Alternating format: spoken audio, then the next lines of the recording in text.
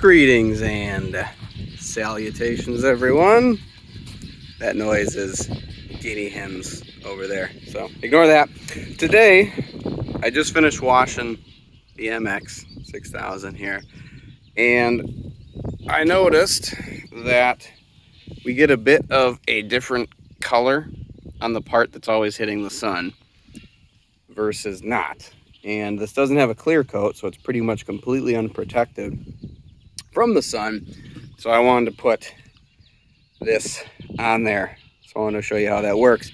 First thing I did was I cleaned her off. Then I went through and very gently did some scratch and swirl remover on all the areas where I was going to coat. I'm not going to coat the whole thing. Like I said, I'm just doing the parts that are constantly being hit by the sun. So the hood, top of the arms, and then these combining bars. Probably not going to do the bucket.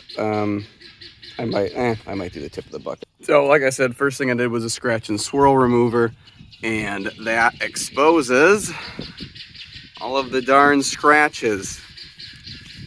Now taking a dry cloth here and completely rubbing out that buffing compound. And like I said, this does not have a clear coat because it's a tractor. So you want to be very careful not to take off that much paint, because that's essentially what you're doing when you use that chemical. So I'm doing this part just to show you what it looks like prior to my installation of it. So you can unfortunately still see some swirls. I'm not going to be able to get them all here.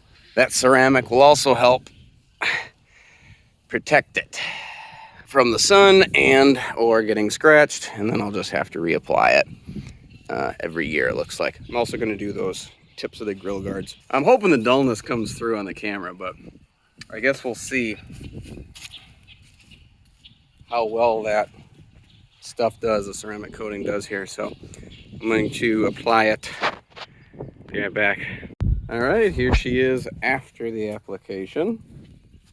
It looks good. The change is noticeable. Not as good as I thought. It does say to wait 24 hours in between coats, so I'm definitely going to give it that wait. But just the first coat definitely brought back a little bit of color. The main thing I like, especially on the hood actually looks the best. The one thing you'll notice is when you touch it, it feels smoother than if you were to touch a part you didn't do. Pardon me. I also did the hood. I also did, in addition to the hood, I did the top of the tractor. You can kind of see I didn't do that half yet, so it's a little duller over there. There's a plastic roof, by the way. And you can really tell it makes a huge difference in this plastic. So glad I went up here and took care of this. And all right, so I waited a day, the 24 hours, and this is what she looks like after that. And it actually sort of evened out the color, like especially right there. That really evened that out. Tops of that are all right. The hood was all right already. I just wanted to kind of protect it, and looks like it definitely is doing that. The biggest fading was actually on the arms, and it does appear to have sort of fixed that. Obviously the sun is beating on it, so it's going to look a little different, but I would say for sure this was a success. So I'm pretty pleased with it. I'm going to keep doing this every year. So if you want your paint to last, aka if you're going to leave this outside, I would recommend throwing that coating on there.